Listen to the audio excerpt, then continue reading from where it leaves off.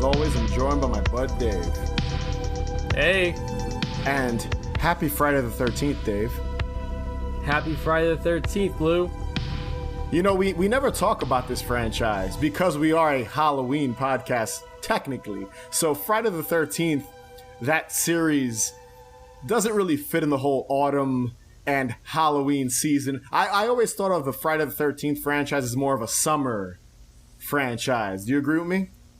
Yeah, and you know what's something? I believe there are no Halloween scenes in any of these Friday the 13th films, which is strange. You would think there would be a cash-in somewhere with Halloween, but there isn't.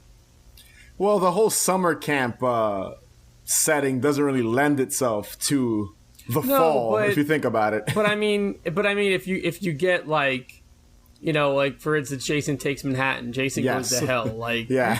you could have set those close to Halloween or something like that.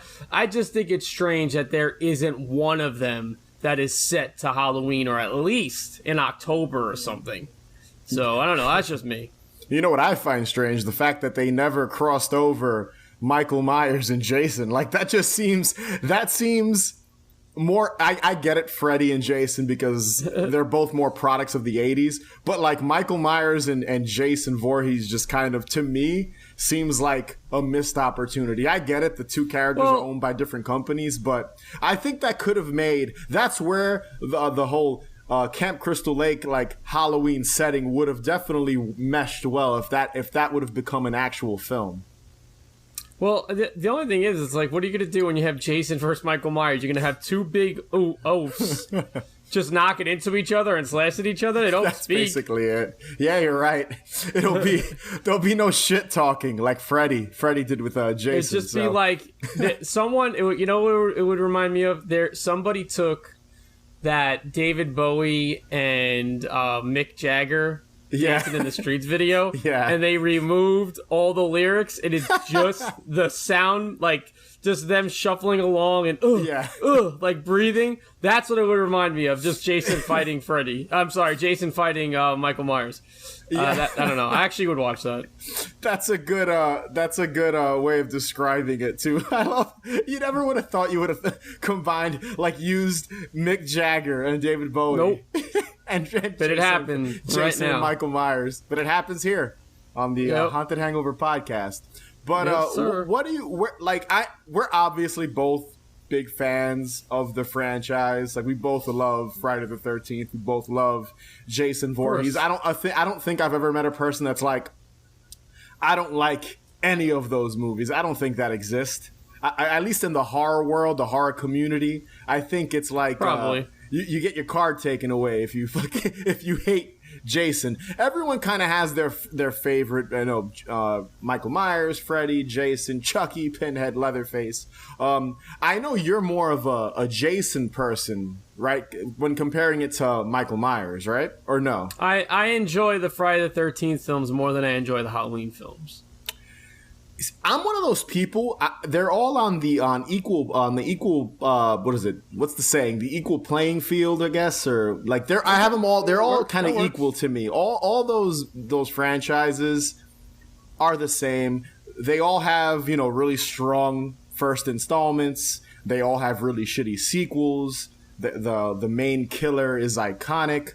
For me personally, I've always been more of a Michael Myers fan, because of the whole Halloween connection with the holiday, for obvious reasons. But right. I do love the Friday the 13th franchise, and I think they're very different when you look at the two, because they are. Yeah, the Friday the 13th series is obviously very ridiculous as the films went on, and even the first movie, when you watch it, that makes no fucking sense. But like with Halloween, it became very messy because some of the movies aren't connected. There's like 8 timelines. But I believe Friday the 13th has some of that too going on in it. But you can forgive it a little more because Jason becomes a zombie and Jason goes to different places. Yeah, he is a zombie, really, technically. Well, he became a zombie because he wasn't always a zombie. Remember, early on in the franchise, he was a human. He was like a mongoloid human. Michael Myers has basically been human since the beginning, technically, then they just introduced different reasons as to why he was going after his sister or killing people. But yeah, I've always loved the franchise, and I never, again, I could never choose which one I loved more. When I was like a teenager, I was always like, I like Jason more, and then it would change. I like Michael Myers more. I like Freddy more. Now as an adult, I'm just like, it's all the same silly shit, you know. True. So I think for me as a child, I think Jason has always been the most frightening, and I think the one memory I can tie it back to as to why it's always stuck to me as him being the most frightening is because I'm not sure which one it happens in, and I'm pretty sure it's not in any. It's cut out of the film now. Like if it's shown on TV, they don't show it. Yeah. But it's that scene where he closes up the girl in the sleeping bag. Yeah. And he's bashing her against the fucking tree. Yeah. That is a brutal kill. Yeah. And I remember seeing that as a kid. And it stuck with me for so long, and I would go to sleep, and there wouldn't even be a sleeping bag in sight. And I'd be like, I hope Jason doesn't come and do that to me. Like, I hope I don't get slammed against a tree in a sleeping bag. That shit stuck with me. So, yeah, that one's I think that's from part 7, if I remember correctly. I don't know, but it's not, from what I understand, it is not in the it's like when they show it on TV, that part's cut out. Yeah, I remember exactly what they do on the TV version. What they do is, I think in like so there's I think 3 different versions of that scene, and we're going off on a tangent. That's what we do. But I believe in the theatrical version, he I think slams her like twice, and then she falls to the ground like once or twice, and then she falls. Then there's like an unrated version that you can find like really grainy, like shitty quality on YouTube, and it might be on one of the like Blu-ray special editions where dude, he slams the shit out of her like 5 times. It's like boom, boom, boom. There's like blood. It's a really effective kill going everywhere. And then the TV version, I think it's like they just cut to like him picking her up and then her falling to the ground. Like you just see her face all bloody, and that's it. Because that was the way you could watch it on TV, where it's not that graphic. Right. But that is an iconic death. One more tangent. I promise. Well, I can't promise that. Now, I don't know if you're going to remember this, and I think this is my first introduction. Well, I'm sorry, this might be like my second introduction to Jason and the movies as a whole. Did MTV ever do like on one of their? So this is me going back to childhood memories here. Did they ever give Jason an award at one of their shows? And like they showed this whole montage of people he killed, and they played I forgot what Metallica song it is. That's from the Black Album, but they paired it with that. Yeah. And I remember seeing all the kills. It scared the fuck out of me. So shit, that does sound familiar. I have to look it up. I'm pretty sure they did something like that. So don't quote me on it, but maybe quote me on it. It sounds familiar. Obviously, the first thing I think of is the whole Arsenio Hall when Jason was a guest on his show and he interviewed him, and Jason didn't say jack shit. That's amazing. Yeah. But as far as him winning an award and showing up on MTV, I don't. It sounds familiar. I don't know if it was MTV. I know Freddy got an MTV like special, which I'm sure we'll cover eventually. But I don't remember if Jason. It might have been like a horror award show on some station, maybe. Something. I don't know what it was. It was old, though. It does sound familiar, like something like that went down. But, dude, Jason, it's crazy to think when you think of all these slasher killers. Obviously, Freddy was probably the most popular with teenagers in the 80s and even the early 90s, just because he was, again, he spoke, he was cool. It was fucking Freddy Krueger. But I feel like Jason at one point was like just as popular. Michael Myers never got that treatment, but Jason was like, again, on talk shows, in commercials, being parodied. He was everywhere. He was like up there with Freddy. Can you technically consider Freddy a slasher though? I don't consider him a slasher. I get, yeah, not really, because technically he's more of like a force or a demon, I guess, or something. Yeah, that's what I'm saying. I never really grouped that. Yeah, I never grouped him into the slasher category, but I mean, I understand why people would. Yeah, anyway. Because he's killing teenagers, so I guess it's kind of like, all right, just lump him up with the rest of these guys that wear masks or wear like iconic, like outfits or suits or something like that. So it makes sense. Because again, you think of slasher movies, you're thinking of like, you know, Slumber Party Massacre and even Texas Chainsaw Massacre. Would you consider that a slasher film? I don't know.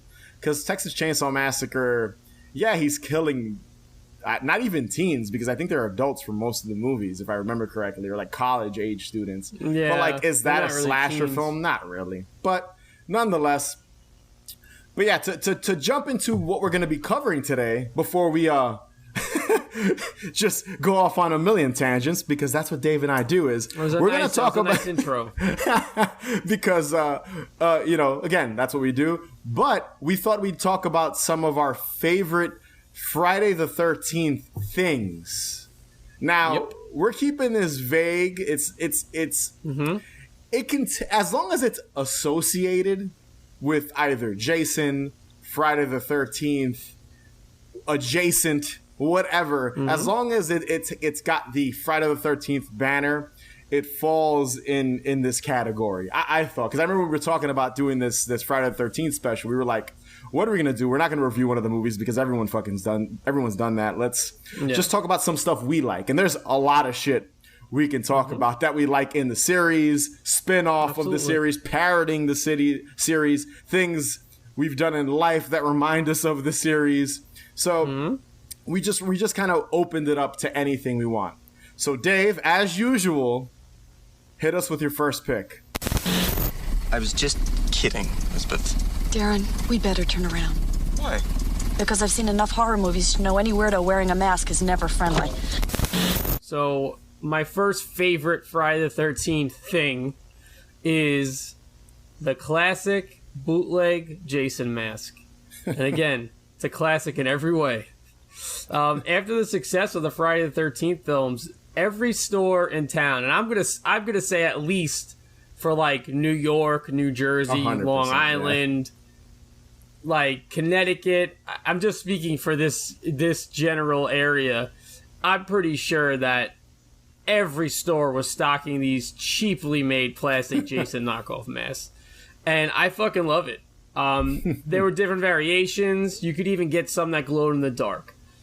Even when you buy like these like Halloween, like, you know how like those companies like Creepy Company and Cavity Colors, they do like those Halloween grab bags, like the trick or treat bags. There's always one of those in there. Yeah, because you can get them at like Dollar Tree or like a dollar store for nothing. I mean, that just shows you how, like, you know, how timeless these are. These things have literally been in rotation for like fucking 30 years. 100, yeah. Probably more. I agree.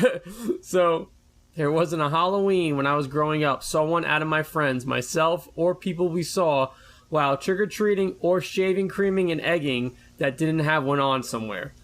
I went as Jason one year, clad in said bootleg mask, a white thermal shirt with blood splatter all over it, a plastic butcher knife, because Jason used a butcher knife, and actual bottle of blood to reapply if I needed it. So, like, I was walking around with all that and the actual bottle of blood. I have a picture of it. I'll send it to you so you can post it. It's pretty funny. I don't remember. My mom always had me dressed as vampires for a long time, and then finally I got the Jason treatment. It was pretty cool. I agree. Like, everyone, I think at one point around our age, even a little younger, even a little older, owned one of these like cheap ass Jason Voorhees like hockey mask, and then they never said Jason on them. It was always just like hockey mask or goalie. I love that one. Killer hockey man. Just you know, killer goalie mask. Right. As a kid, I probably wore it a few times, and the reason why I think so many of us had it is because it was such a cheap costume. It literally cost like $5 to buy a fake knife, the mask, and blood, and then you just wear like a black hoodie or t-shirt. Exactly. It's funny you say that. Now, Dave, I have something to ask you. So, sure. I don't know if you remember this, but in the 90s, around the time when Jason Goes to Hell came out, and I don't think because we have mentioned these masks on the podcast before. We talked the bootleg Jason mask. We've said it. It's come up before. But I don't know if we've ever talked about the silver hockey mask that they used to release. Do you remember those? Because around the time Jason Goes to Hell came out, on the cover of that, like on that poster and on the VHS cover, the mask was silver, shiny silver. And that mask brings me back to my childhood anytime I like see a picture of it. And it was so weird because in the movie, there is no like shiny, chrome hockey mask. Like that didn't exist. Right. But I think it's in the teaser trailer where you see like fire and it's like Jason finally goes to hell. And you see like this like chrome shiny Jason mask. But you don't remember those at all? I think so. Yeah, I think so. Those were so popular. Yeah, and I talk to people sometimes. Yeah. I'm like, do you remember those shiny, like how popular those shiny, unless that was only it was popular at my elementary school when I was a kid, because I remember seeing so many kids wearing like that specific mask. Right. And I sometimes think about it, like when did we get I think I was already an adult or at least a teenager when like legit Jason hockey masks started coming out with like the red markings and like the axe mark, and they were dirty and they look screen accurate. But as a kid, impossible to find. I have two like really, really great replicas. I'll take pictures of them for you to post. But I think it's the Part 4 Jason and the Part 5 Jason, and both masks are amazing. Yeah, dude. I think both of them are actually signed too by both actors who played the Jasons in those movies. That's awesome. The Jasons in those films. I had to take a look. They're definitely signed though. So when I get a chance, I will do that. But like I was saying, every mom and pop store had them. Convenience stores, pharmacies, you name it, you can get one. And guess what? You still fucking can. So, long live the knockoffs. I love feeble attempts at things. I'm just so glad that they still exist. And you know something? Because you said it before. The Jason mask was a staple of a shitty kid costume, flat out. Like, yes, I was about to say that. If you didn't have a costume, all you had to do was put a hoodie on and grab a mask and a fake knife, and you were ready for Halloween. So, like, if you had no costume plan, that was a go-to for sure. Or a bum or a pirate or something. But that was like, so... And I'm still glad that that's a thing, because I would 100% dress like that. Dude... Every bad kid in my class, I was probably, I wasn't a bad kid, but I knew, like, the bullies didn't fuck with me. I was always, like, kind of cool with the bully kids in class. They all, I wasn't a bully, but they respected me. All, like, the bully kids always wore those shitty masks, those shitty Jason hockey masks. I agree with that statement because it's funny. It's funny too because in my first feature, Good Day, I don't know if you remember, Dave, I dressed one of the main characters as a shitty Jason Voorhees with the cheap mask and the cheap knife and like wearing like a flannel shirt, even though I think Jason wore a flannel shirt once, and I think that was in the second one with the overall the things. Sack. To say a sack head. So, yeah, I think it's just, again, just the cheap costume. And I think if you, like, love the Friday the 13th movies, you had to own this, and probably still do. I think everyone owns, like, I have one somewhere, for sure. I have one. Yeah. I have a couple somewhere. So, yeah. I agree. And I have one more thing I want to add, and it's worth mentioning, is that also, how many TV shows, movies, etc. use knockoff Jason looks, routines? Yeah. And how many have done it? I mean, The Simpsons, National Lampoon's Christmas Vacation, UHF, Roseanne, Sleepaway Camp 2. So many movies and stuff use like the ripoff. So I mean, it's just shows you how influential that movie and mask are.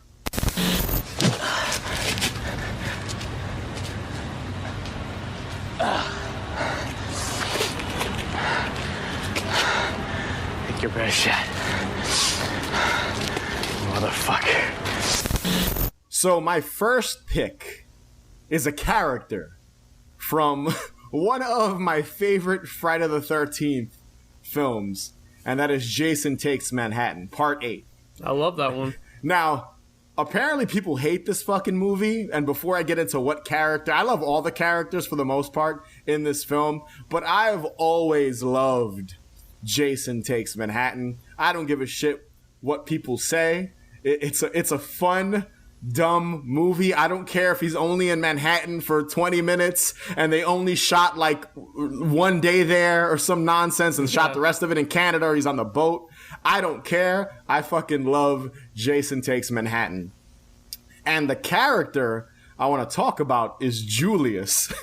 Now, Julius is the fucking man in that movie. I just want to say that at the top. And I want to, the actor that portrayed him has a sick name. His name is Vincent Craig Dupree. Dude, that is a good name. That's like the most pimp name fucking ever. That's Vincent an alias. Craig Dupree. Yeah. That's a name you use for an alias. His real name. Yeah, I know. I forget that that's his name, and I was like just doing some research for the podcast, and I was like, oh shit, his name is Vincent Craig Dupree. Fucking amazing. Yeah, that's a good one. So yeah, the character of Julius. So in the film, Julius is one of the Lakeview High School students, the senior class. They're all on the boat. They're going to New York on their, I guess it's their graduation getaway or something like that. I didn't know that was the thing high schools did. But he's a boxer. He's a tough guy.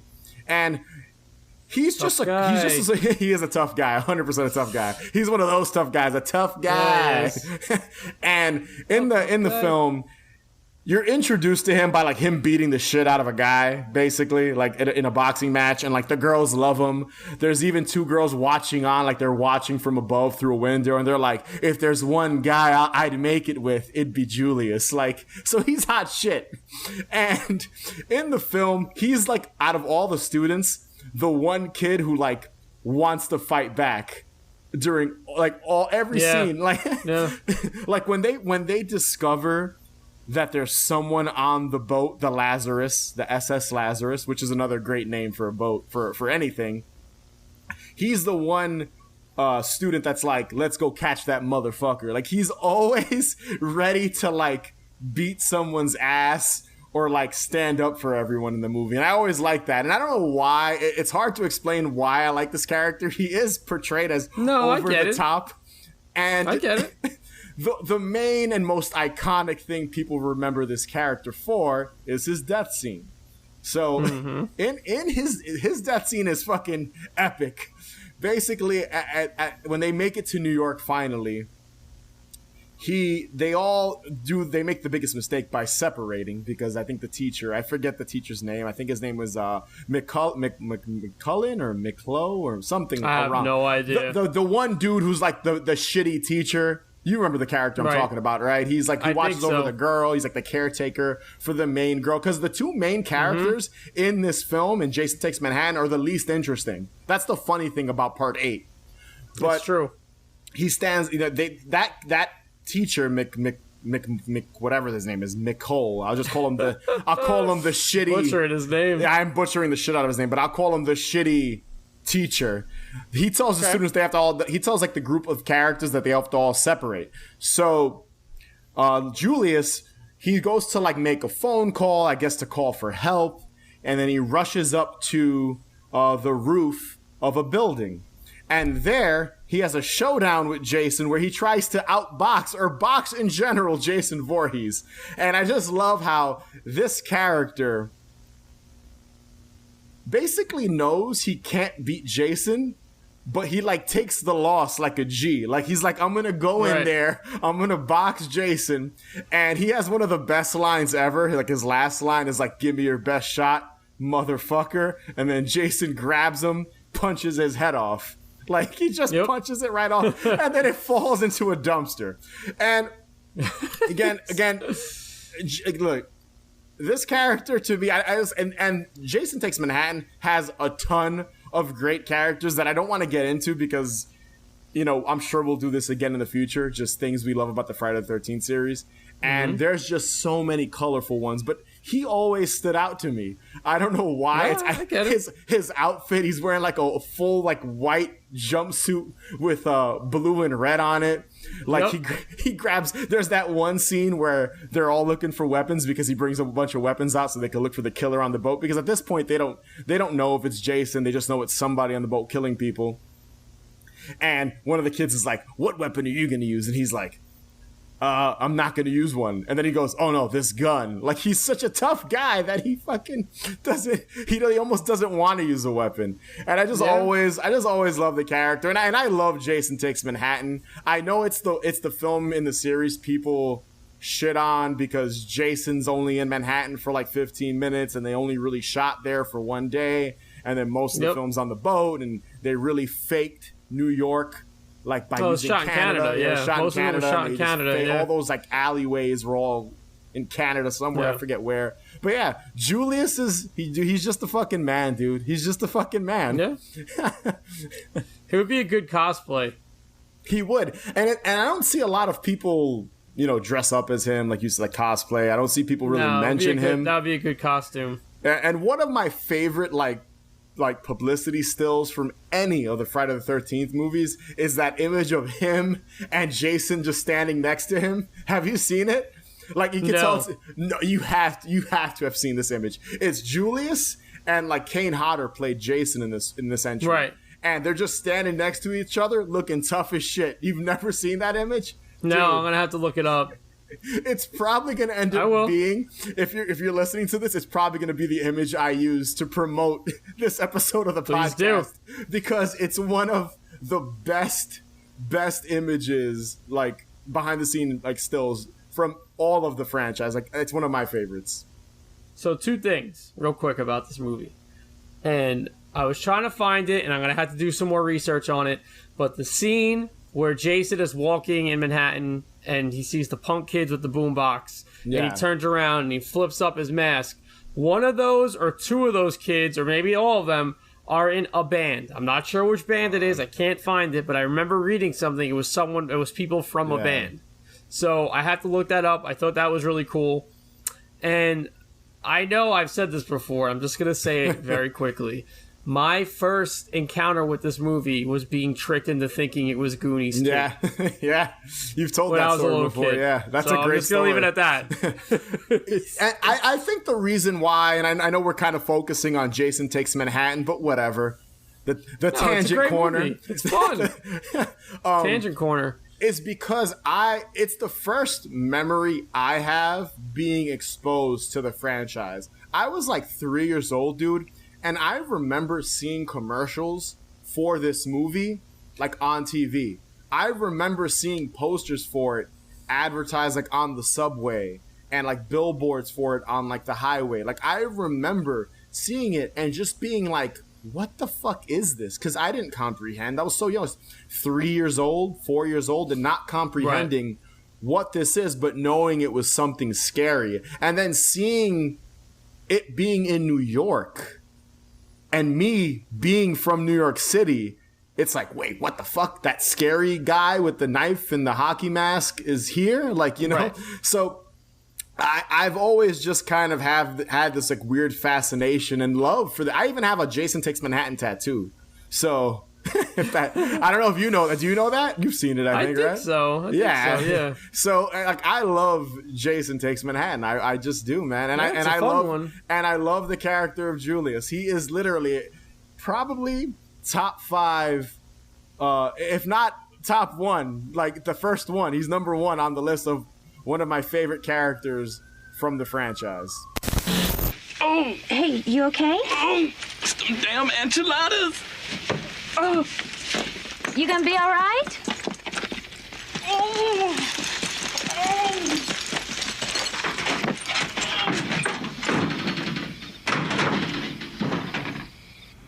Oh. So my second favorite thing from Friday the 13th is Part 5, A New Beginning. I love this movie. How do you stand with this movie before I get into it? I love it too. Like, I think people shit on it way too much. They do. They really do. But it's a fun movie. And similar to... no, I know. You've said it before on the podcast, I think, that it's your favorite one. It's my favorite one. Similar to Halloween 3 being your favorite one. Yep.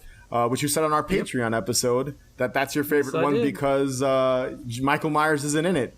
And technically, with Part 5 of Friday the 13th, it's not Jason, but it's still fucking Jason.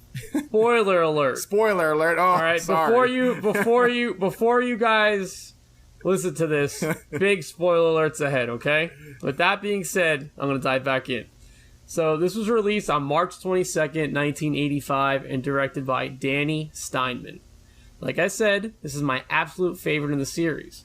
I won't go too much into this, but any franchise that boldly goes the route of omitting the reason why the franchise is a success gets a big thumbs up from me.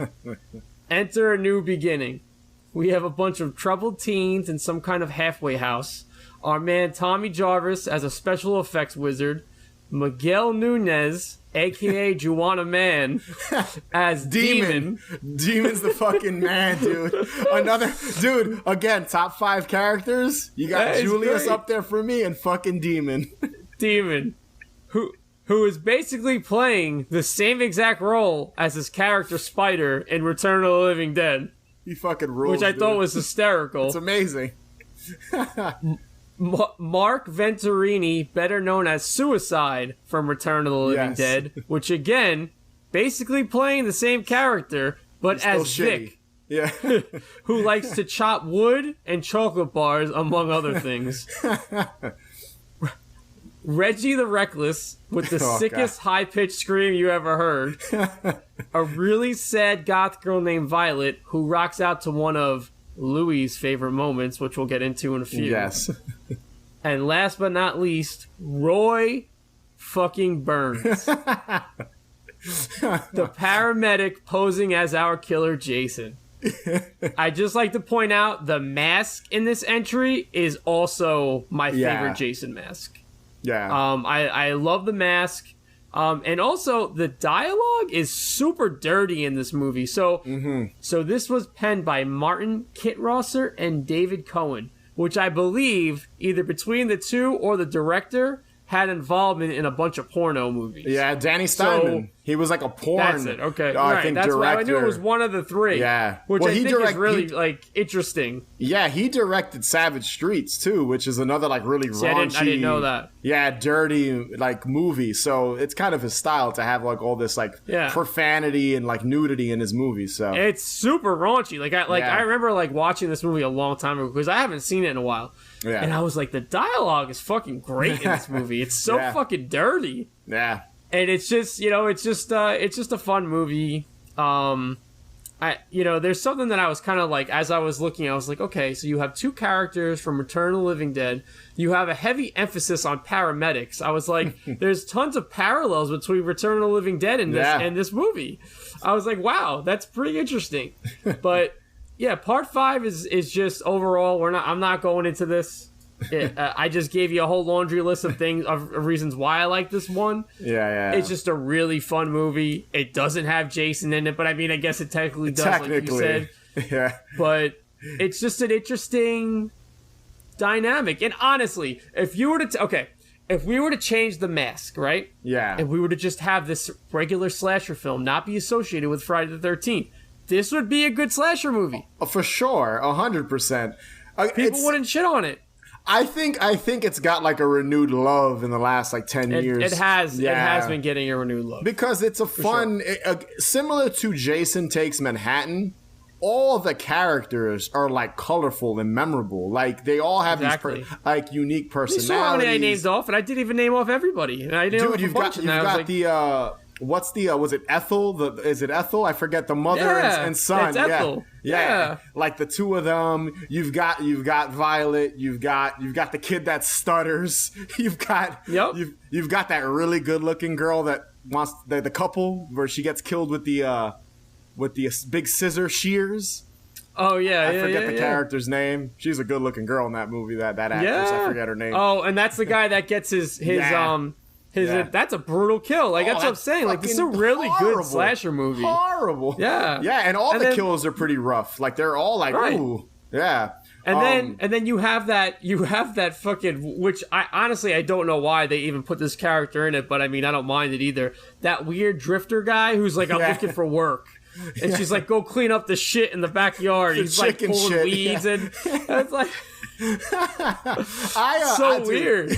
Dude, I have always liked Friday the 13th 5, like A New Beginning. Even I remember the first time I saw it, and I remember renting the VHS and being like 9 or 10 or something like that, and being kind of blown away that it wasn't Jason at the very end. Like, oh, wait a second.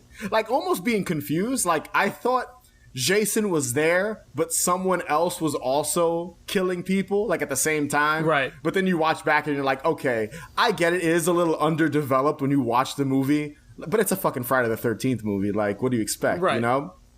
But yeah, I've always thought it was a well-made slasher film. And like you said, if you would have given the killer a different costume and maybe change some of the, like, take Tommy Jarvis out of it because he's technically a connection to Jason, it would be just a fun slasher film like Slumber Party Massacre or whatever else, comes to mind slasher film wise, But it would honestly be along the lines of Slumber Party Massacre and like Sorority House Massacre, or whatever, Sorority Row, House and Sorority Row, like those type of slasher films where there's just like this unseen killer killing these, these teenagers, these guys and girls. So I agree with you. It's a fun movie. And the whole thing with Danny Steinman, he went, there's another movie he directed.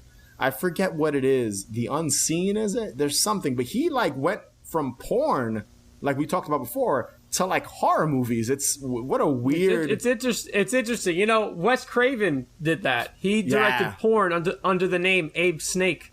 Yeah. And he had a whole bunch of like psychedelic porn under his belt. So it's always an interesting dynamic to me to see people that direct porn in horror movies, because it's like, as a director, you want to make money. Go hand in hand, but you need to make money. And if it was like the 70s, and the 80s when porn was like huge and making all kinds of dough, you're gonna start off directing porn. And when you start off directing porn, you get Friday the 13th Part 5, A New Beginning, which is great. There's a shit ton of nudity in this, right? If I remember correctly. Yeah, too, right? That's what I'm saying. It's just like, a really good. Like I said, it's my favorite, and I could go on and on about why it is. But with that being said, this leads into your next pick. So take it away.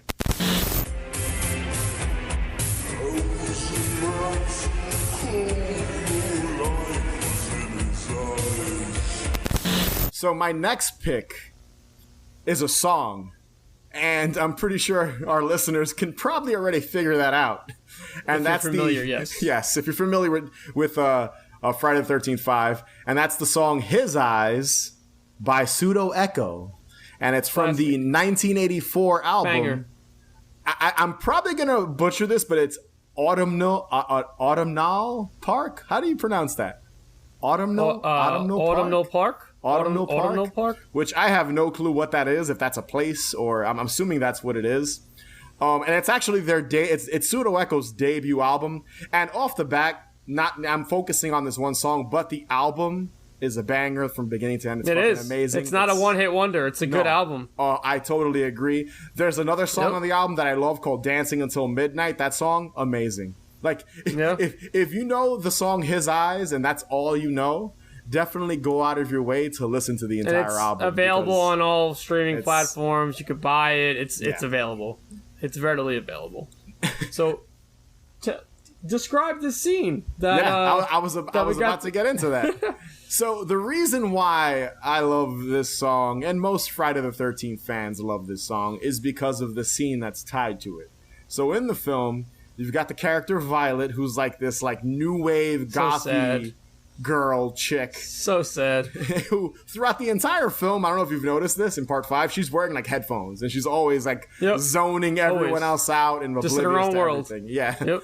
And it's like late in the night and everyone's in their own rooms. I think they're getting ready to go to bed and just kind of hanging out. And she's sitting there practicing her dance moves to His Eyes. And she's doing like this robot dance move. It's good. I'm not going to try to recreate it here in the video version of the podcast, but she's doing this move. She kills it, though. She does kills it, and then is killed by Jason. Air quotes. Jason picks her up, lifts her off the ground, and stabs her in the stomach. Her death's actually a lot more brutal, and there's also an uncut version available out there. But the song, to focus on the song, is it's a fucking great. It's a great catchy song. It feels like it belongs in a Friday the 13th movie. Absolutely, like 100%. It belongs in this type of film. And the Friday the 13th series in general, and I'm not going to talk about other tracks because I'm sure, again, in the future we'll be doing something like this again. There's a lot of fucking great songs in the Friday the 13th series, and a lot of them are tied to pretty iconic scenes like this one with Violet. There's another one, and I'm sure you know what I'm talking about. There's another iconic scene everyone loves from the Friday the 13th series with another person dancing. You know exactly what I'm talking. I don't want to get into it because it'll lead us into another tangent, like always. You have to know what I'm talking about. I'll tell you this: it's in part 4. Come on, a well-known actor, and it's another dance scene. So I just love. I know what you're talking about. Yes, I do. Yeah, okay. I was about to say. I gave you 2 hints there, and the listeners probably know what the fuck I'm talking about. But I just love how these songs are so iconic because of characters dancing in a movie where a guy's killing teenagers, slaughtering teenagers in a hockey mask. And I fucking love that. And the 80s, dude. And that's what I think is missing in like horror films today, is like these songs becoming iconic because of these iconic scenes. They're not pairing them well. Yeah, that's what it is. I think the last decade to kind of do that was probably the 90s, like the late 90s with like all the for sure slasher films that came out in the late 90s. Point. Yeah. But like nowadays, there are a couple of horror films that are able to take, pop culture songs or songs and make them iconic, but it doesn't happen as much. And I feel like in the 80s, and we've talked about it during our Halloween mixtape episode, where you and I love songs from horror films, like especially 80s horror films. There's so many iconic tracks, and I feel like, again, that's what's missing in movies today. And I wish more horror films and films in general did that. Actually, you know what? If I think of a film like Drive, because I was watching Drive the other day. I hadn't watched it in a while. Dude, Drive's amazing, and that soundtrack's amazing. And again, there's so many iconic scenes and iconic songs that work so well together. And because it's paired well. Exactly. Going back to this, it's just a great scene and a great song, and I fucking love it. Right. Well, hold on, tangent corner time. I just want to say one thing. I saw Drive when it, not like the night it came out, but when it came out, like shortly after it came out, by myself on a Thursday night with like one person in the theater. It was amazing. I'm sure. One of the best experiences I ever had. It was raining out. It was like 9:00 at night. It was one of my favorite memories. I know that sounds silly. Seeing that movie was so good. Like, that's just such a good movie. Okay. And tangent corner. So keeping it with music. This is going to be my final pick, and this is going to be a brief one. My third favorite Friday the 13th thing is the boat on the water / closing theme from Friday the 13th, obviously the original from 1980, composed by Harry Manfredini. And what a beautiful ending scene. Yeah. And the music is paired so well with it. It's both beautiful and haunting, and that's what I love to hear in my movie scores. I actually don't care much for the original compositions as far as listening to them on my own. I think they are well done and iconic, but this specific theme is just really wonderful. Really top-notch composition. If something can be pretty and unsettling and be successful, that's king shit. Or queen shit. So that's my final pick. Like I said, it's a brief thing. I can't really, that whole ending scene is awesome with Alice on the boat and her hand just dangling in the water. It's just a very tranquil, moment, but that music is super unsettling but super pretty, and I just always really like that. And just to touch on the Friday the 13th music, like that whole, like it's the kill kill kill ma ma ma or whatever. Anyway, I feel like it changes in every fucking installment in the franchise, but like that's fucking iconic too, dude. Like you hear that and you just know, okay, the score is great. Jason's but around. I'm just personally not going to sit down and listen to it. I will listen to that song specifically, the one I just mentioned. But like the score is cool. It works for the movie. For me, it's like I'm gonna listen to the Drive score over the Friday the 13th score. It's just more my speed. So, but that's that's just all based on opinion. And what is your third pick, Lou? They found the whole camp murdered. Their throats were slit and their skulls were crushed. Oh, come on. Nice story, Eric. Fine, don't believe me, but it happened right around here. Camp Crystal Lake. Yeah. That story scared the shit out of me growing up. Didn't some mom go nuts and kill some camp counselors? Exactly. But they say her son, Jason, came back to get his revenge. He still lurks the woods to this day. So my third and final pick is Friday the 13th, the game, but not the NES version, the 2017 version. Okay. The one you played online, right? The Asymmetrical horror game. So this was developed by Ilphonic and published by Gun Media. So let me describe this game, and then I'll talk a little bit just from my own personal experience with it and why I love it. This is a very personal story right now. So these are the game mechanics. So it's basically 7 counselors versus one person playing as Jason. So you have a group of 7 people all online, wearing headsets, talking to each other. And then one person in that group is chosen at random if you want. If it's a private game, you can pick who plays Jason. And that person has to kill all 7 counselors. And your job as the counselor is to escape the map. There were several maps all based on different areas throughout the film franchise. Now, how do you escape these maps? You have to call the cops, escape in a car or boat, or just survive the 20-minute round. So you can just kind of hide if you want and try to survive that way. But Jason is overpowered beyond all recognition. Like, he is super OP in the game because all that player has to do is grab you, and they can automatically just fucking kill you with like the press of one button, unless you have certain little things like a pocket knife, which you get one of if you find little weapons and things throughout these maps. You axes, bats, pieces of wood, and pocket knives, and that's how you can escape. But for the most part, if Jason gets his hands on you, you're fucking dead. If that player gets you, you're done. He can also slash. But to make it a little more personal, I loved playing this game when it came out, and it's a bummer that they stopped updating it. They got rid of the dedicated servers and all that because there's this whole ongoing lawsuit with the Friday the 13th franchise currently, which is why we haven't had a new film since 2009 and why the game was basically, it's still up, you can still play it, but they kind of put the kibosh on it. They don't update it anymore. Right. And they had lots planned for it. But I played this with like a group of people I'm legitimately friends with, like in real life.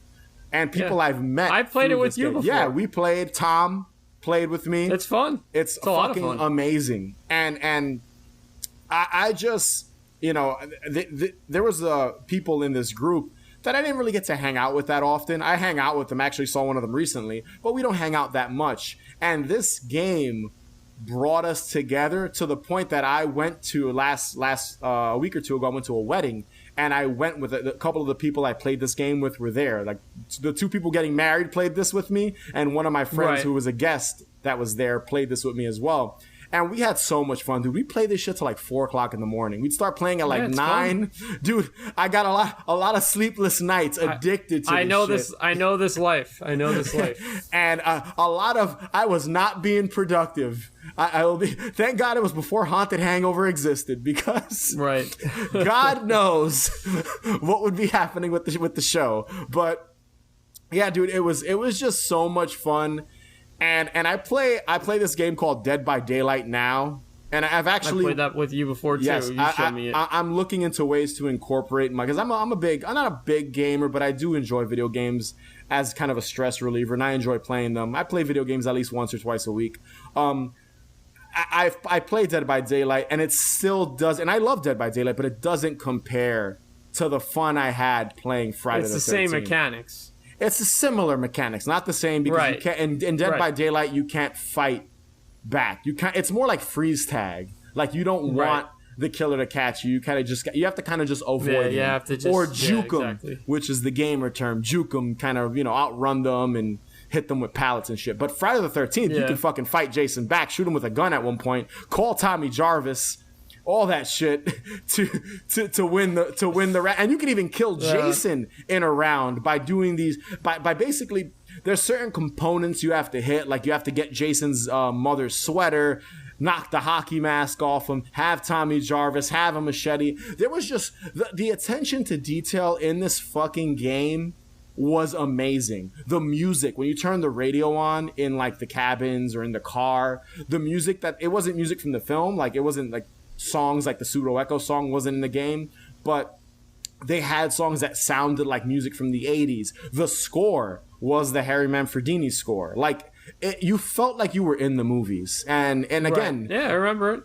And on a personal note, this group of friends, we still fucking talk. We were talking about it 2 weeks ago because we just loved playing this game, and it was a good way of just kind of hanging out and talking shit. And just being like, oh shit, he's coming, Jason's here. And we would like mute the other person and then like fuck with them a little bit. It was just so much fun. I miss it, man. I miss it so much. Yeah.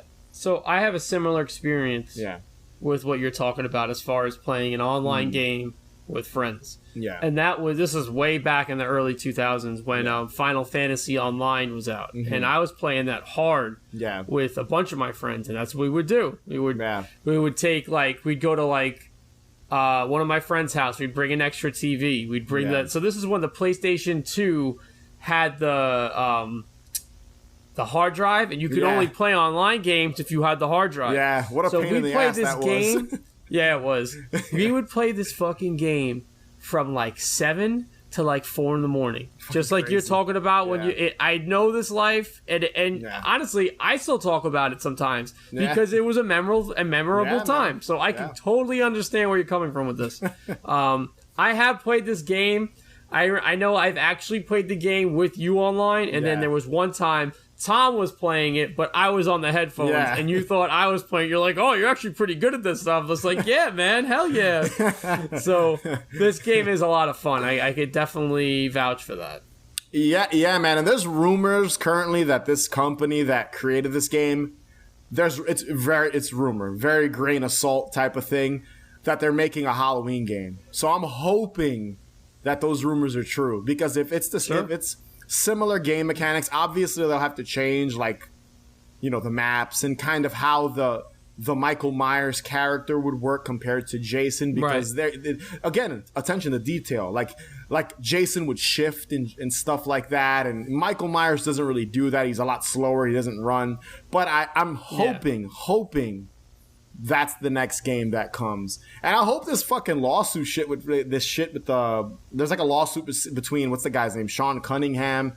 And I think Victor Miller's the writer of the original Friday the 13th. Between the two of them, it's kind of like putting a halt on everything Friday the 13th related. And it's basically what killed this game and killed, the idea of a new movie. That's why it hasn't happened yet.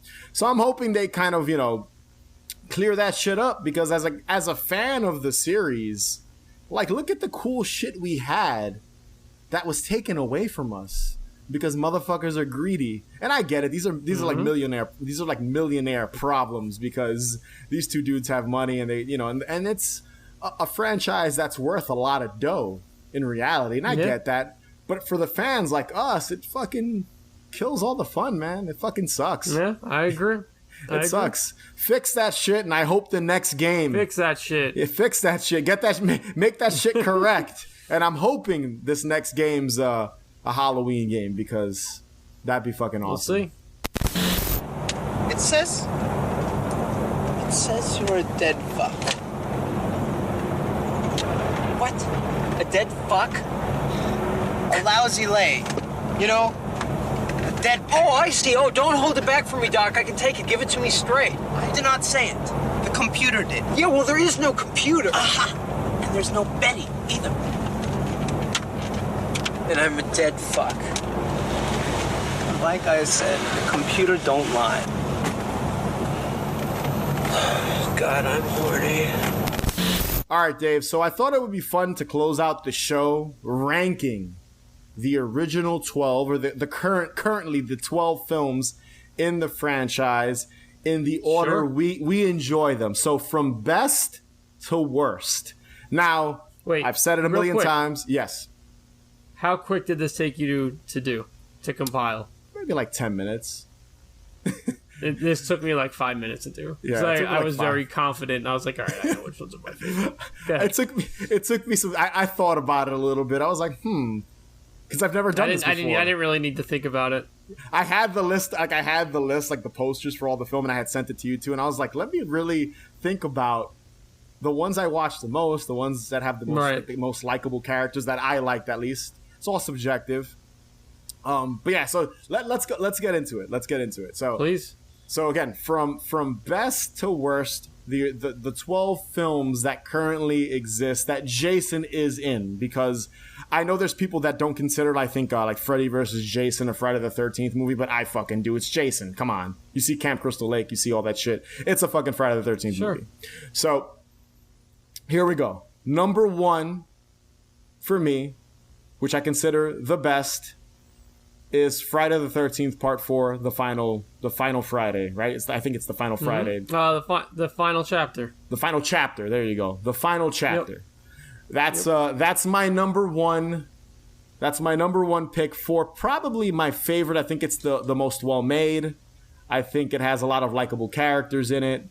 I think the characters, especially the teenagers in that film, are very likable, and kind of when Jason kills them, you kind of feel bad for certain ones. That's the one with the twins and Crispin Glover and all that. Crispin Glover, yeah. And number two on my list is Friday the 13th Part 8, Jason Takes Manhattan.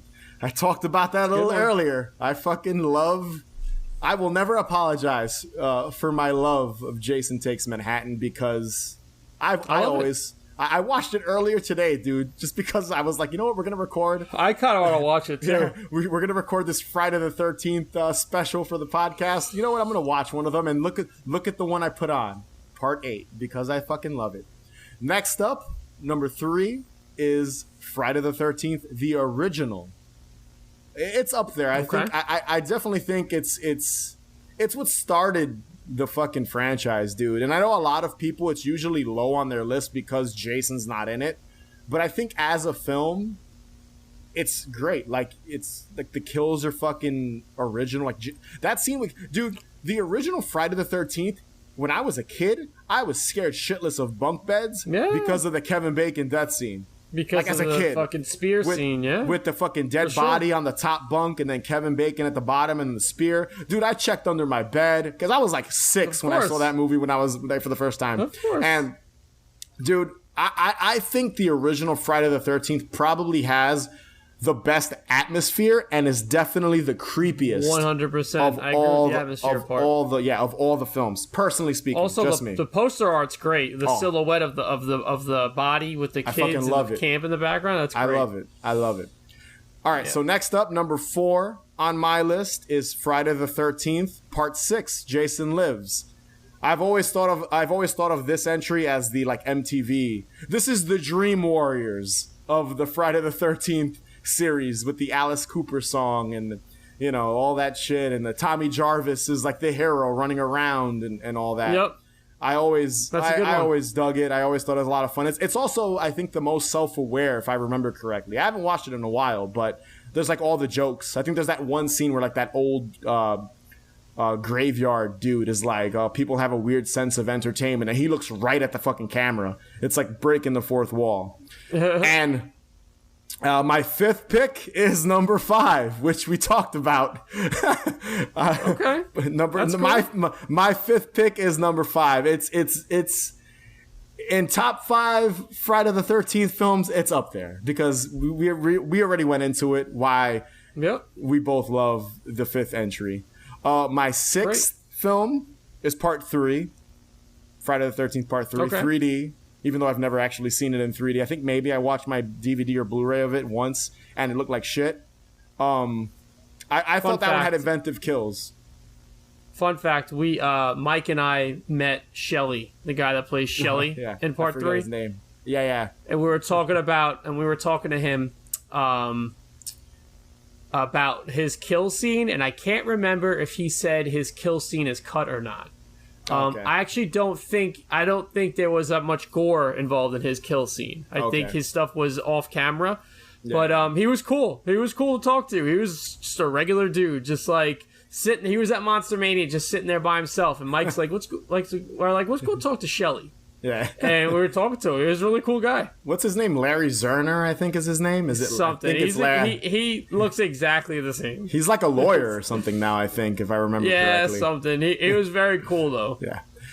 So part 6 was Friday the 13th, part 3.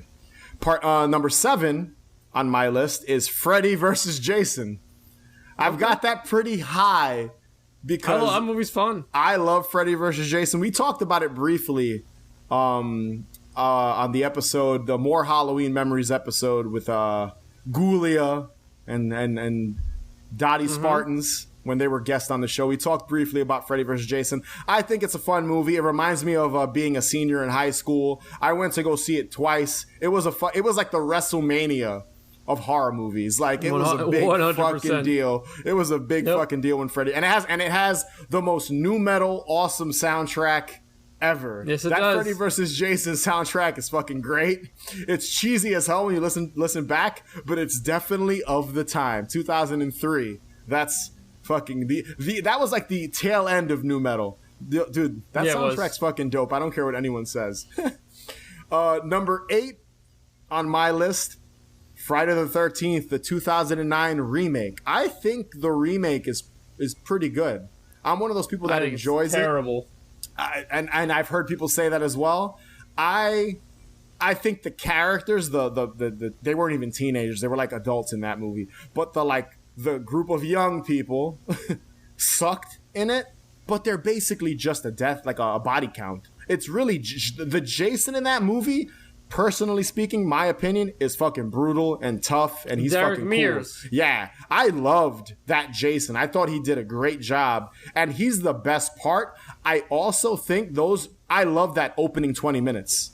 Like, dude, it takes like 20 minutes for the title card to pop up, and that's fucking amazing. Rewatch just that opening sequence and tell me you don't think it's decent, because it fucking is. All right, moving on to my number 9 pick. Friday the 13th, Part 7, The New Blood, or A New Blood. Basically, Jason versus Carrie, the telekinetic chick, girl. My man Bernie Lomax is in that movie. Yeah, Bernie Lomax is in it. I like it. It's not high on my list because... It's fun. It's a fun... Again, we both love all these movies. In actuality, we love all the fucking Friday the 13th movies. But yeah, it's not one I revisit that often. But, and we've talked about this, I think, on a random video on our Instagram, the fucking art on that VHS is amazing. That's great. With the knife and her face and his face, Jason and the it's like a female. It's an unidentifiable female face because it doesn't look like the girl in the movie. Coming out of the eye. It's awesome. It looks fun. That's a great cover, poster art. It's amazing. Number 10 on my list, Jason X. So the 10th film. Okay. I'm not one of those people that... I think it's fun. I like Jason X. I think the concept of Jason becoming like a cyborg and being in space is fun and cool, but I don't love it as much as other people do. Like, I don't rewatch it that often. I saw it in the theater. I did too. My grandmother went with me to go see that. It came out in 2001, so I was 14. So I remember telling my grandma, hey, you want to come see it with me? And she just went with me. I forget why because you know what it is? My grandmother loved Friday the 13th, I think, if I remember correctly. She loved Jason. So I remember telling like grandma, and I remember her telling me, oh, will you I think the situation was, because I was old enough to go to the theater alone and with my friends because I had done it. I think the agreement was she really wanted to go see that with me. And we went together. And I always have that memory of my grandmother taking me to go see that. That's awesome. But yeah, I love that. I love the idea of going to see that with my grandmother more than the movie itself, honestly. Right, the setting made you like the movie more. You know, I do want to say one thing about it. it is the Cinemax, like it's epitome of a Cinemax movie. Yeah. Like you'd watch it at like 2 a.m. It has a Cinemax feel, which I really like. Yeah, it always came off as kind of cheap to me. It didn't look like Hollywood. It had a pretty decent budget when you look into it, but it always looked kind of cheap to me. I don't know why that is, but it is. Dude, you want to know another funny thing about Jason X? I remember bootlegs of that shit being everywhere in the street. Like in New York here, fucking the dudes in the street were like selling that shit like before it even came out. I remember months before, like a work print got released or something. But yeah, number 10 on my list, Jason X. Number 11 on my list, Friday the 13th Part 2. Once again, not my favorite in the series. Me neither. It always felt the most boring of all the entries to me. I'm not a fan of Sackhead Jason. It's cool. I don't hate the movie, but it's not one I throw on that often. Not top 5, obviously. Just not one I revisit. And my number 12, at this point, you probably know what it is, Jason Goes to Hell. I never watched Jason Goes to Hell. I love this one. Okay, I don't hate it. It's just one I don't revisit. I've always loved like the whole like meatball looking Jason like in the movie like because he's barely in once again he's in the beginning and the end really he's barely in the movie, and the whole concept of like him switching bodies was cool, but it's not one. It never felt like a Friday the 13th movie. It always felt like disconnected from interesting, which is cool. Because, again, it's like adults running around, that bounty hunter guy. What the fuck was his name? That he breaks the dude's fingers in the prison. I forgot. Yeah, I know what you're talking about. And all I ever remember about Jason Goes to Hell and kids in school talking about it is the ending with Freddy's glove coming out and grabbing the mask and dragging It's probably the most goriest. It is. And it's another film that has like an uncut version and a like regular version like you can watch I think on DVD and Blu-ray or whatever. But yeah, it's never been my favorite. It's probably the one next to Part 2 that I revisit the least. Like I probably haven't watched Jason Goes to Hell in I don't know, probably like 6 years, 7, 8 years. It's been a while. I have it. I own it I think on Blu-ray in the box set or whatever, but I don't really revisit it that often. Maybe I should. Do it. I think it's good. I think you should. So Dave, hit us. Right, so hit us. Mine's gonna list. be quick because we already went through them all. So I'm just gonna fire mine off. So right. Number 1, as you know, Part 5, A New Beginning, absolute favorite. Number 2, Part 3, I love that one. Number 3, Jason Goes to Hell. It's funny how we all have different picks. I love Jason Goes to Hell. Number 4 is Part 4, The Final Chapter. Okay. Number 5 is Part 6, Jason Lives. So mine's, we both have that up there. Similar. Yep. Number 6 is Part 8, Jason Takes Manhattan. That's my 6th favorite. Okay. Number 7 is Part 7, The New Blood. Number 8, Friday the 13th, the original. Okay. Number 9, Part 2. Okay. Number 10, Freddy vs. Jason. Number 11, Jason X. I didn't even list the fucking remake. So the remake is at the bottom of the list. I hated it when I saw it. Yeah, I didn't even list it. Dude, I'm telling you, go back and watch the remake with an open mind. That first 20 minutes before the title screen pops up, Friday the 13th, is so well done. And again, Derek Mears as Jason, phenomenal. Like, he was a good Jason, dude. He's the best part of that fucking movie. Also, he's a big dude. That's why he definitely portrays him well. For sure. One more thing I love about that movie, spoiler alert, I don't fucking care, whatever. There's a character in that movie, one of the girls you don't think is gonna fucking die, and she dies. I love that they did that. Because throughout the film, you're like, all right, she's kind of his love interest. The dude from Supernatural, I forget his fucking name. I never watched Supernatural. But like you meet her, and she's the most likable of the young adults because they're not teenagers. Right. And she gets killed towards the end, and you expected her to live. You expected like to live. The Supernatural dude, his sister, because he's looking for her and Jason's holding her captive or whatever. And this girl, you expected her, but she fucking gets killed. And I was like, oh shit, like it catches you off guard. And I respected the filmmakers for doing that because it's different. You'd expect the innocent girl that's helping, to survive, and she doesn't. And again, he's fucking brutal. But to close things out, It is sad that we haven't had a fucking Friday the 13th movie in so goddamn long, dude. It's crazy, right? Yeah, like, I guess so. I guess I wouldn't mind seeing one. Yeah. Think about that. We've had a Halloween movie recently, you know, and there's another one coming out later this year. We haven't had a Nightmare on Elm Street one in a while, but that remake was fucking hot garbage. Hot. Yeah, I didn't see it, but all I seen was the CGI Freddy, and I was like, nope, I don't need to see it. Terrible. Don't need to see it. And I hope there's one coming in the future. Like, going through this list, like just us both kind of breaking down and like ranking them, you know, in order of the way we each like them. It just is like, damn, there's been so many Friday the 13th. It's crazy to think that we haven't had one since 2009. That's fucking bananas. Yeah. So I hopefully there's a new one coming soon. So we'll see. Jason always lives. He always comes back. So let's see what happens in the future. Timeless. Hey, yeah, well, it's 3 a.m. like always. Look, you've got to call the police. There's a payphone in back, but it's broke. Look, you don't understand. There is a maniac trying to kill us. Welcome to New York. So that was our Friday the 13th special.